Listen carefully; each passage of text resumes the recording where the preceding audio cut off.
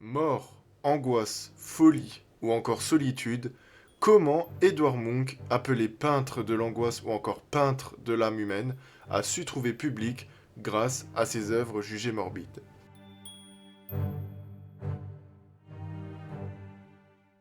Edvard Munch, né en 1863 à Edalsbrück en Norvège, est un peintre considéré comme l'un des pionniers de l'expressionnisme. Ses œuvres explorent les émotions humaines comme l'angoisse, la solitude, l'amour ou encore la mort. Pour le comprendre, on va se plonger 2 minutes dans son enfance, qui, vous allez voir, a été très mouvementée, et vous allez comprendre pourquoi.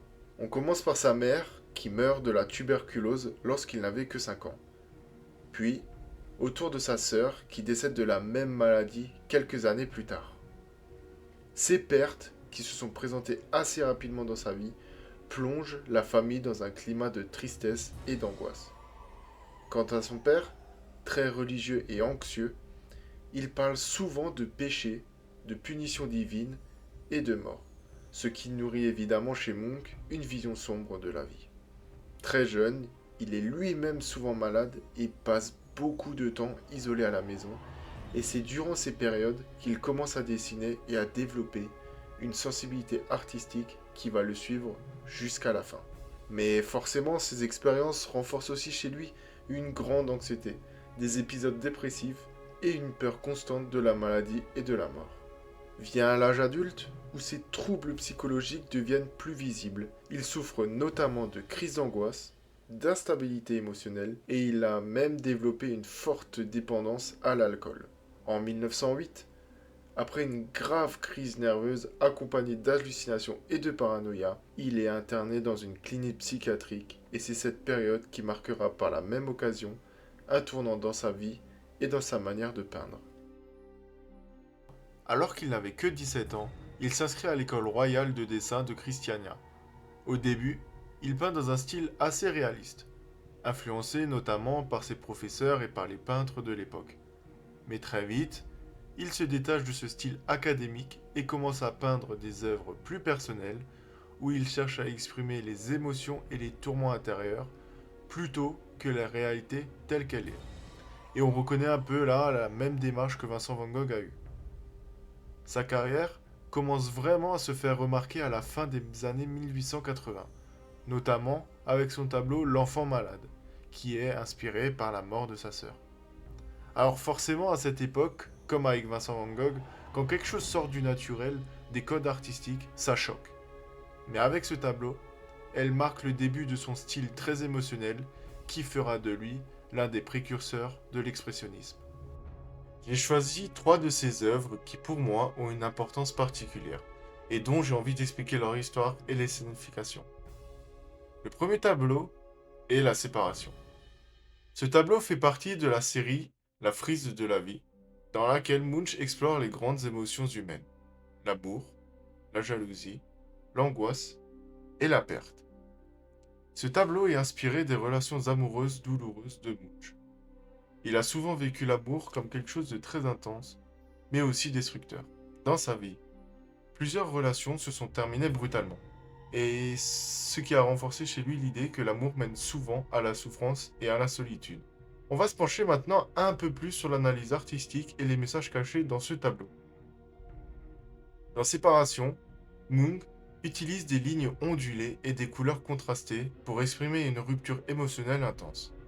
La figure masculine, sombre et figée, s'oppose à la silhouette féminine plus lumineuse et distante. La question qu'on peut se poser, c'est a-t-il connu que des ruptures amoureuses causées par leur partenaire et non par lui?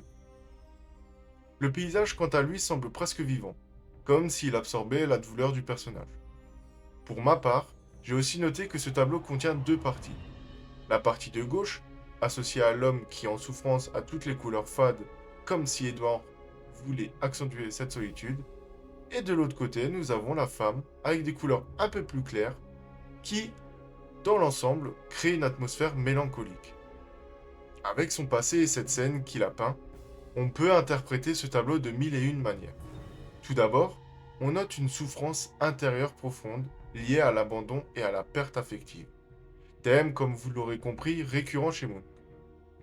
La femme qui s'éloigne représente non seulement une personne réelle, mais aussi l'idée d'un amour inaccessible ou perdu. Les cheveux orange, jaune, presque irréels, peuvent symboliser un lien émotionnel encore présent malgré la séparation. La posture de l'homme qui lui est replié sur lui-même évoque la solitude et l'impuissance face à la rupture. Le décor, loin d'être neutre, reflète son état mental, déformé, instable, presque oppressant. Enfin, Munch suggère que la douleur amoureuse est universelle et surtout profondément ancrée dans l'âme humaine. Et pour moi, il a réussi à peindre non seulement ce que beaucoup ont du mal à exprimer, mais ce que beaucoup vivent encore des années, voire des siècles plus tard. On passe maintenant au deuxième tableau, la tempête. Dans la tempête, Édouard met en scène des personnages balayés par un vent assez étrange. Alors, pourquoi étrange? Car nous avons seulement deux indications, l'arbre et ce qui s'apparente à un voile du personnage blanc, traduisant peut-être une tension intérieure plutôt qu'un phénomène météorologique réel. Les lignes du paysage et des corps semblent assez déformées, comme si elles sont emportées par une force émotionnelle. Les couleurs sombres et froides renforcent, quant à elles, l'atmosphère oppressante. L'ensemble donne une impression de mouvement chaotique et de déséquilibre. On peut traduire la tempête par une représentation avant tout d'un état psychologique. L'angoisse, le trouble ou une crise intérieure. Les personnages, tournés dans la même direction, semblent fuir ou subir une force qu'ils ne contrôlent pas, qui ici est symbolisée par la perte de maîtrise face aux émotions. Le vent agit comme une métaphore, celle des pensées envahissantes. Munch suggère aussi l'isolement, car malgré leur proximité, les individus ne semblent pas interagir entre eux. Le décor participe à cette confusion mentale, comme si le monde extérieur reflétait leur agitation intérieure. Avec ce tableau, une phrase bien connue peut lui être attribuée, celle que certaines tempêtes ne sont pas visibles, mais plutôt profondément ressenties. On passe au troisième et dernier tableau, le plus connu, ou un des plus connus, le cri. On voit un personnage au centre, sur un pont, avec le visage déformé, presque irréel. Les lignes du paysage ondulent comme si tout s'animait autour de lui. Le ciel rouge sang contraste avec les tons plus sombres du décor, créant une atmosphère oppressante. Tout semble instable, comme si le monde lui-même était en train de se tordre. Cette œuvre emblématique qui ne représente pas simplement une personne en train de crier, mais plutôt une angoisse profonde et universelle. Munch s'est inspiré d'une expérience réelle où il a ressenti un cri infini traverser la nature, suggérant que le cri vient du monde lui-même. Le paysage, déformé, reflète une perception altérée de la réalité sous l'effet de l'anxiété. Le personnage, sans identité précise, incarne n'importe qui, rendant l'émotion universelle.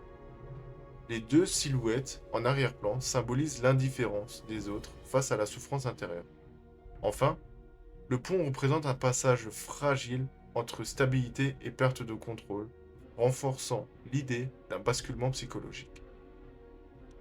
Pour finir, et c'est là où Edvard Munch est vraiment incroyable, c'est qu'on peut lier ces trois tableaux entre eux.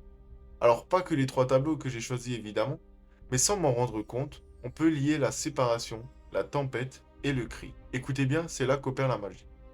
Comme on le sait, Edvard Munch a créé une série qui s'intitule La frise de la vie, où il explore l'amour, la jalousie, la séparation, l'angoisse et la mort. Et dedans, on y retrouve le cri, la séparation et la tempête. Et ces trois tableaux peuvent être interprétés de cette manière. On peut voir la séparation comme le moment où l'amour se brise et laisse un vide profond.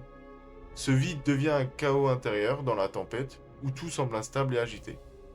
Finalement, cette tension explose dans le cri, qui représente l'aboutissement de cette angoisse. Ensemble, ils forment une sorte de parcours émotionnel. Perdre, sombrer, puis craquer.